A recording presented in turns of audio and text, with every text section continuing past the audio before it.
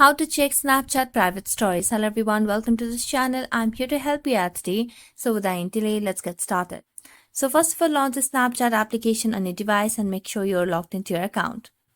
Now tap on your profile icon at the top left corner of the screen, or what you can do is simply tap on new story over here and tap on new private story, which is available to specific friends only.